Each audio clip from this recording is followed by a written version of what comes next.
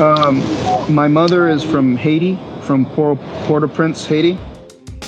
My father is from Sierra Leone, West Coast Africa, and both of them met in San Francisco.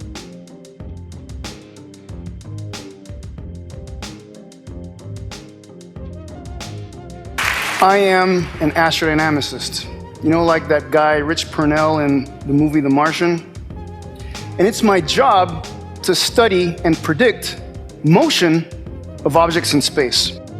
We can only track about 26,000 of these objects, and of these 26,000, only 2,000 actually work.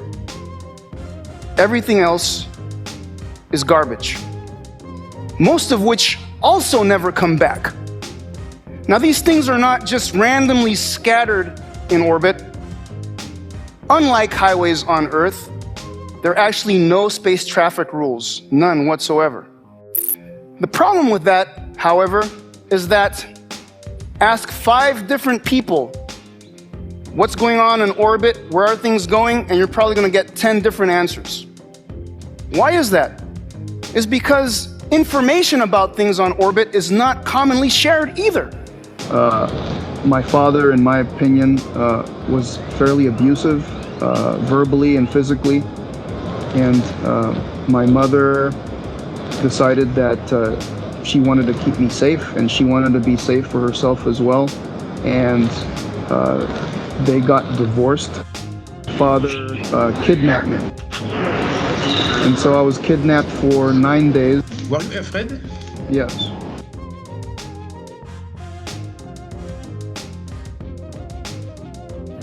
The current trackable population looks something like this. And this is something that we developed at UT Austin, and basically it combines multiple databases of objects. And I'll get to where there are some things that you should be concerned about here in a few slides. So there's several planned sources to the space object population soon. This is just a few of them. Certainly it's not all of them. And you can see that our friend and fellow Elon Musk wants to add a significant number of objects to this population in the near future. You have Amazon as well, OneWeb, that want to put things on orbit. But I'm not going to ask you to strain your eyes to count. Let me just move on to the next thing, which is another depiction of that. And basically you can see orbital altitude here on the x-axis, number of objects here on the y-axis. And the thing that you should be concerned about is that these circles kind of are grouped and overlap with each other. And so as soon as I returned to my mother was scared, and we decided we would move to Venezuela and not tell anybody. And so I grew up in Venezuela, so I speak Spanish. He sent me to military school in Venezuela. I didn't like military school for all 5 years, and approximately 250 of us entered the school together, and only 41 of us graduated at the end of 5 years. And so I'm very good friends with the other 40 people. You didn't like military school, but you like friendship. Eventually, yes. Eventually I made some very, very close friends, and I still talk to them almost every day today. So at 17 years old, I came back to the United States, and I wanted to be in the military, and I went into the Air Force. Why did you choose to join the U.S. Army, the U.S. Air Force? Yeah, because you know, school for me was military, and I'm a U.S. citizen, and I could not go into the Venezuelan military because I'm a U.S. citizen. And I enjoyed the military, so I came back to the United States to go into the military. Because my mother said no to anything else. Mother said no Army. My mother said no Marines, only Air Force or Navy. So my mother, she just, she wanted me to be happy and for me to do whatever it is that I wanted to do. So she was always very supportive of anything that I wanted. Even if she didn't like it, she was very supportive.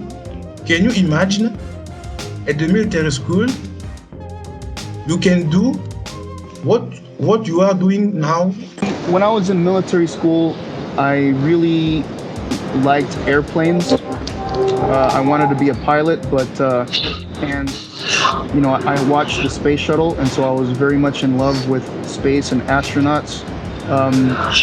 I remember the tragedy of the Challenger when the Challenger exploded. That was I remember being in school and seeing that on TV, and it was horrible. I remember seeing Star Wars when it came out in the theaters, and I used to watch, Star Trek and this TV series called Space 1999.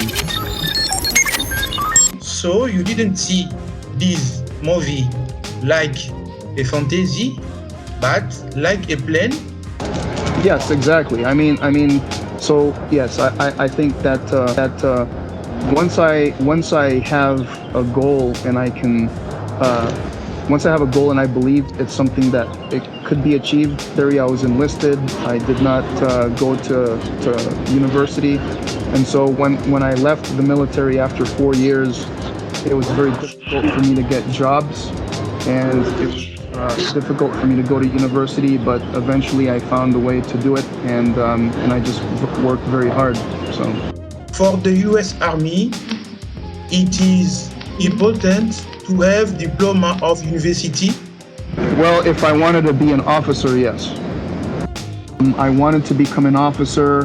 There are many things that I wanted to do, and my superiors didn't let me do these things, and so I decided I would just try to find another way to satisfy my career. So I decided to study aerospace engineering. Well, it was very difficult. So the thing is, I was afraid. I was very nervous, and one of the things I have a definition for courage, for courage, and my definition for courage is the absence of paralysis in the presence of fear. So it's not that I don't fear, it's that I just keep moving. And I decided I was going to try it and do my best. I decided to do some research when I was studying in university, and I was able to present my research at a conference. And at this conference, I apparently made some good impressions on some people who saw my talk, and one thing leads to the other, and so people were talking to me, and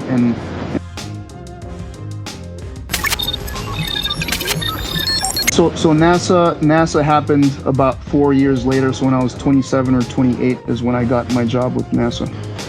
Yeah, so during my time at NASA, I worked on Mars missions, and that was great. But at some point, I went to Hawaii with my wife and my child for a conference, and my wife fell in love with Maui, and so I left NASA to go live on Maui. And on Maui, that's where the Air Force has telescopes to look at space, and that's when I started working with space debris. Okay.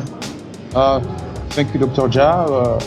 You went from far away, from school at Venezuela to the US Air Force, Yes. to the NASA, until you become a teacher. What advice would you give to young people? I would say that, have a dream, have a vision, do whatever it takes. Don't take no for an answer. Don't let other people's opinion become your reality. I think that's the best advice. Don't let the opinions of other people become your life. You choose what your life needs to be. Don't let other people's opinions be what your life is.